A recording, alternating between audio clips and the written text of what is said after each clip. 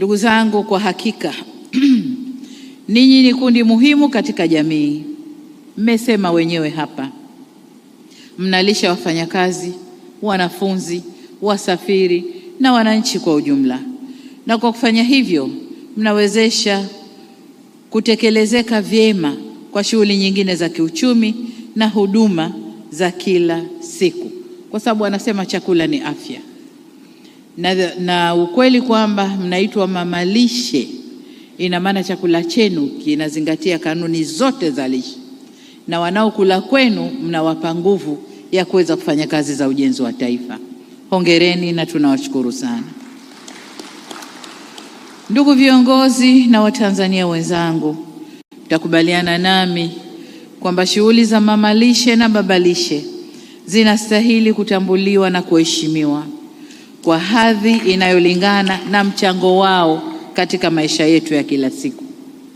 Yale yaliyosemwa hapa ya kunyanyaswa, ya kusumbuliwa, na hayapaswi kufanywa kwa kundi hili. Ni kundi linalotupa uhai unaotufanya tuendelee na maisha yetu ya kila siku. Wao ni sehemu ya mfumo unaobeba uhai, afya na ustawi wa wananchi.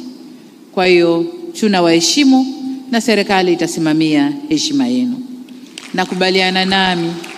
Nakubaliana nanyi kubadilisha jina kutoka mama ntilie baba ntilie kwenda mama lishe na baba lishe, kwa sababu hicho ndicho mnachokifanya.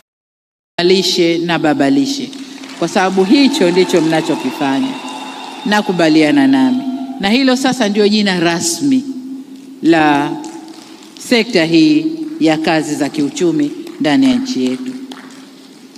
Kwa umuhimu huo, serikali yenu imeendelea kuweka mazingira mazuri ya kisera na kisheria, na itaendelea kuweka mazingira mazuri ya kisera na kisheria ili kutambua hadhi na umuhimu wa kundi hili na kuimarisha mchango wake katika uchumi.